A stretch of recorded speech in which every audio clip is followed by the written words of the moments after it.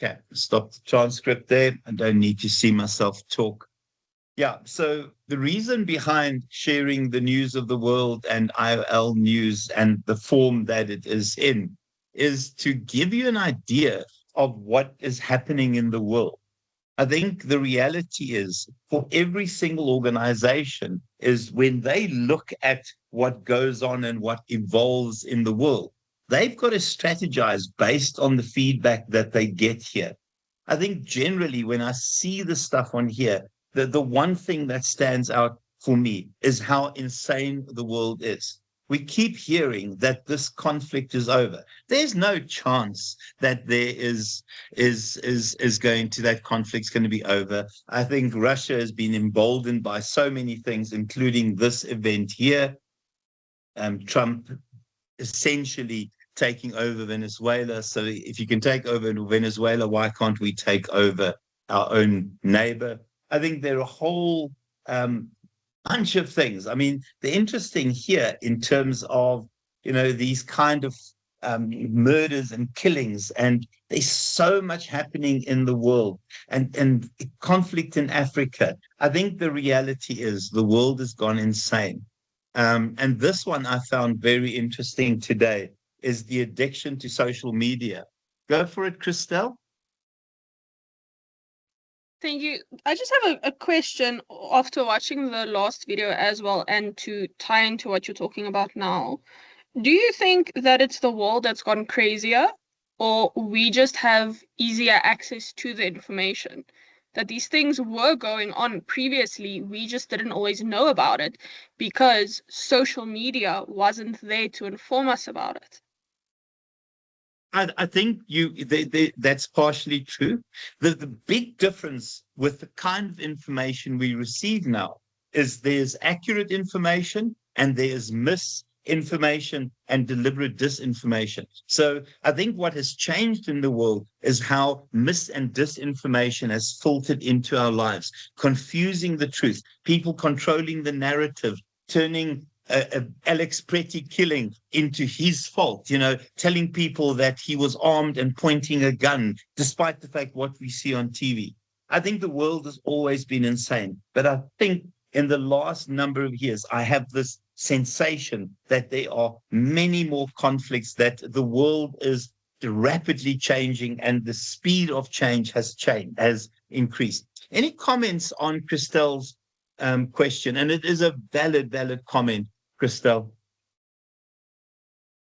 has the world always been insane? We've just got access to more information. We've got access to 24-hour newsreels. And in those newsreels, whether it's CNN, BBC, whether it is Sky, whether it's Al Jazeera, whether it is Russian news, I'm just trying to think of whether it's Bloomberg News on DSTV.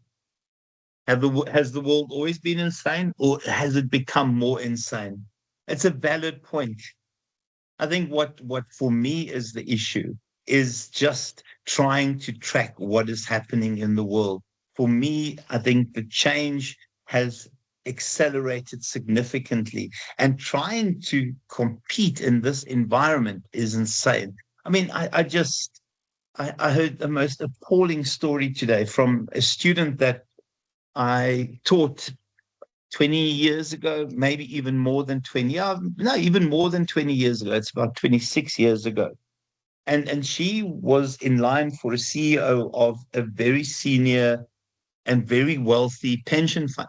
And they passed her by, gave the CEO position to a specific individual. She then was moved into finance, refused to pay out invoices that were completely non-existent for services, and essentially got fired. And I'm thinking, corruption is everywhere. And then you add it in to all of these issues in terms of corruption and how corruption is just part of our life. And then we've got to live with that and try and do business.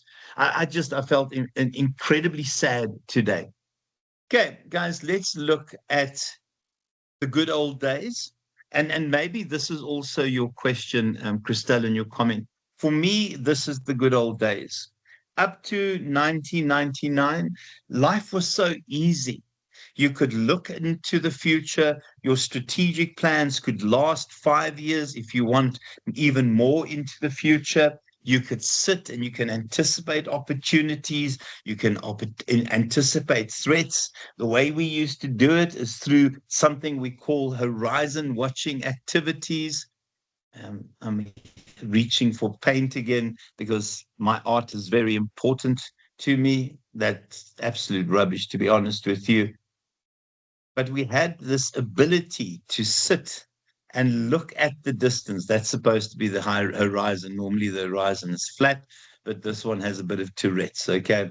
So we used to be able to say in the distance there's a dot, and we could discern what that dot was, and we could prepare ourselves over here for whatever that specific opportunity or threat is. I shouldn't try and draw with my new mouse because it looks awful. And then we used to create strategic plans, and it was wonderful because it was predictable. So you would have the insanity that is the world there, you would have the organization there, and the thing between the organization and the world was always your strategic plan. Oh, crumbs, I can't draw with this mouse. I'm going to have to just next time use my pen. So, and then you would implement it and you could check the strategic plans unfold. And then you would have these wonderful controlling systems that would act as audit mechanisms. The world is not that predictable anymore. So maybe the answer to your question, Christelle, is that we cannot predict as accurately as we used to. And for me, that is an indication of how insane the world is. Any comments at this point, guys? And it is a valid comment, Christelle. Valid comment. Goodness, I go for it. Yeah, I think Crystal is also right in her perspective to say that we didn't have that much access to information or everything happening around us. So we're also consuming everything at a very fast pace. You literally can be here and be seeing what's happening in America or any other parts of the world. But also at the same time, definitely things are happening way faster and more rapid, and everything is just changing every day, and everyone is just trying to keep up with the pace. So it definitely is a balance between the two. But yeah, also the pace is crazy compared to life back then, where it was more predictable, as you're saying. Probably in 5 years, we were able to say that from now until then, this will be happening. But you can't do that now because by tomorrow, everything can be totally different from today. So yeah, both parts I definitely agree with. Yeah. Yeah. And then also it's where we get our information. So many people rely on social media and TikTok, and there's so much incorrect, inaccurate, misinformation, disinformation, which deliberately is created to mislead people. Something this weekend that disturbed me, and I shouldn't have read the article, but I did, and I'm going to suffer the consequences of it forever. The article was on the top 40 jobs, and this is from Microsoft, that AI would replace. And these were generally the unskilled jobs. And job number 37 was management lecturers. So, guys, you are being trained here, you're being taught here by an unskilled individual. So, bugger my PhD. Who cares about my master's in labor law? Who cares about my honors in industrial psychology? Who cares about the rest? Because literally, you are being taught here by a shaved monkey with a hangover, according to Microsoft. I hate it. And when you're number 37 on the list and you think, well, I thought I might escape it. I didn't escape it. So, guys, my apologies if this is a bit dumb because I'm unskilled according to AI replacement strategies. Guys, so when we look at the 21st century, this is the insanity that we face now. I think the first one is that we have so many deliberate disruptions that take place. When we start looking, and I think it's in second semester, there is a specific form of innovation, which is disruptive innovation. And disruptive innovation is when somebody launches a particular product, a particular service that renders previous products and services completely irrelevant. What the smartphone did to telephone lines, what Google did to libraries, what they did to GPSs, what they did to whatever you can imagine that Google has killed off. People had to change the name of libraries to be information centers because a library is irrelevant. What Google did to encyclopedias. So the reality is that we have these deliberate disruptions that kill off industries.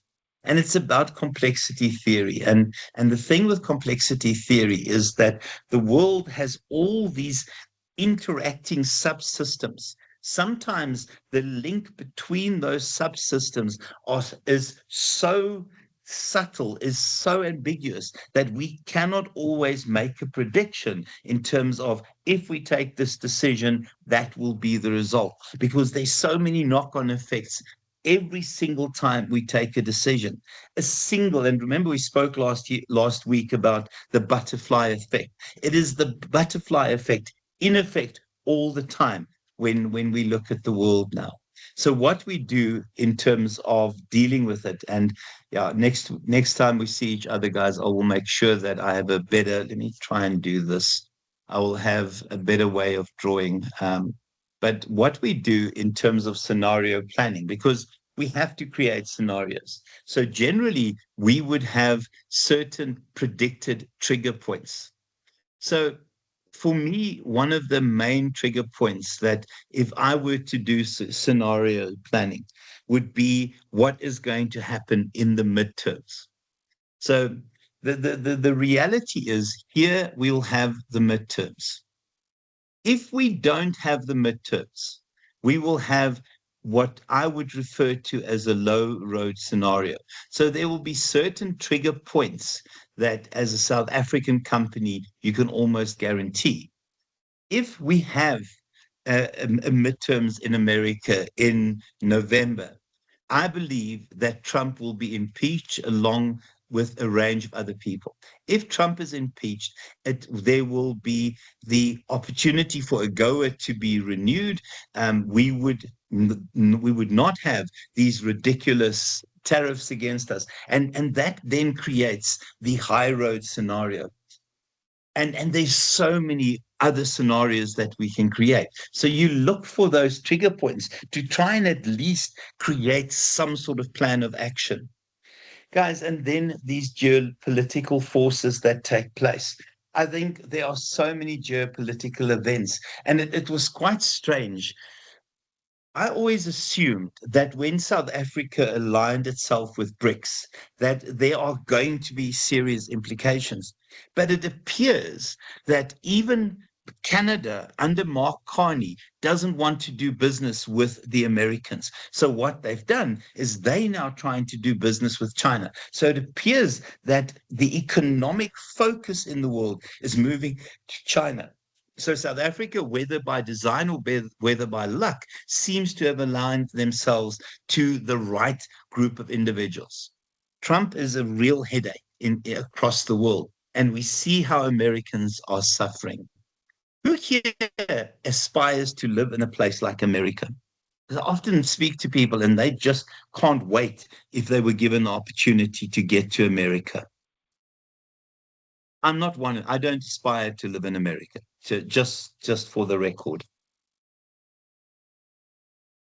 No one here aspire. Yeah, my oldest son was given an opportunity and he went there and he hated the people. He now is living, well, he lives in the UK for 6 weeks and spends 2 weeks in South Africa, 6 weeks in the UK, and 2 weeks here. He prefers the UK to America by a bazillion times. He just says people in America are rude. And I think I don't aspire to a place like that. Please just hold on a second.